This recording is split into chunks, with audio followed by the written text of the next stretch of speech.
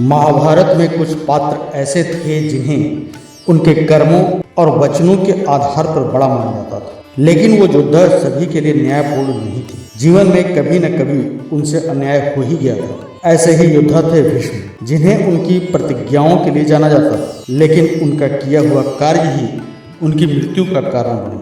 तो आइए जानते हैं महाभारत की यह कहानी। दोस्तों, स्वागत है आपका हमारे चैनल पर। वीडियो में आगे बढ़ने से पहले हमारे चैनल को सब्सक्राइब अवश्य करें, साथ ही बेल आइकन जरूर दबाएं। चलिए करते हैं ज्ञान की बात। अंबा काशी राज की पुत्री, उसकी दो और बहनें थीं, जिनका नाम अंबिका और अंबालिका था। विवाह योग्य होने पर उसके पिता ने अपनी तीनों पुत्रियों का स्वयंवर रचाया।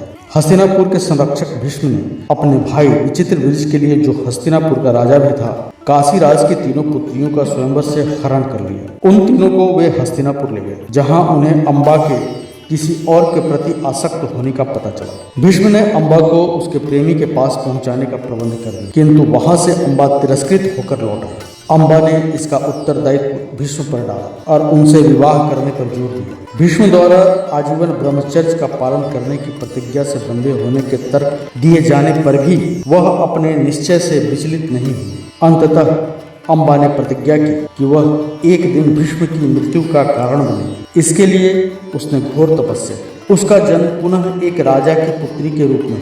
पूर्व जन्म की स्मृतियों के कारण अंबा ने पुनः अपने लक्ष्य की पूर्ति के लिए तपस्या आरंभ कर दी। भगवान शंकर ने प्रसन्न होकर उसकी मनोकामना पूर्ण होने का वरदान दिया। तब अंबा ने शिखंडी के रूप में महाराज द्रुपद की पुत्री के रूप में जन्म लिया। शिखंडी जब पूर्व जन्म में अंबा के रूप में न्याय मांगने के लिए जगह जगह भटक रही थी, तो भगवान सुब्रमण्यम ने उसकी व्यथा देखकर उसे कमल के फूलों का एक दिव्य हार दिया। इस हार के अनुसार ये हार जिस किसी योद्धा के गले में पहनाया जाता, उसमें असीम शक्ति उत्पन्न होती और उस योद्धा में भीम को मारने का बल का संचार होता। अंबा पूर्व जन्म में इस हार को लेकर भटकती रही, लेकिन किसी ने भी यह हार स्वीकार नहीं किया, क्योंकि कोई भी भीष्म से युद्ध नहीं करना चाहता था। इस तरह अंबा ने फूलों के इस हार को राजा द्रुपद के द्वार पर लटकाकर आत्मदाह कर लिया। अगले जन्म में अंबा ने राजा द्रुपद के घर में जन्म लिया। शिखंडी ने स्त्री रूप में जन्म लिया था, लेकिन एक दिन उन्होंने द्वार पर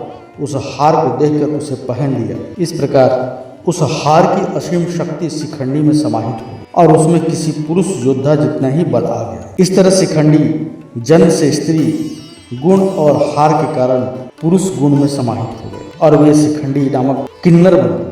अंत में महाभारत के युद्ध में शिखंडी पितामह की मृत्यु का कारण है। तो मित्रों, आज के लिए बस इतना ही। मिलते हैं अगले वीडियो में एक नई खास जानकारी के साथ। अगर वीडियो अच्छी लगे तो वीडियो को लाइक करें, चैनल को सब्सक्राइब करके बेल आइकन दबाना ना भूलें। मिलते हैं अगले वीडियो में, तब तक के लिए धन्यवाद।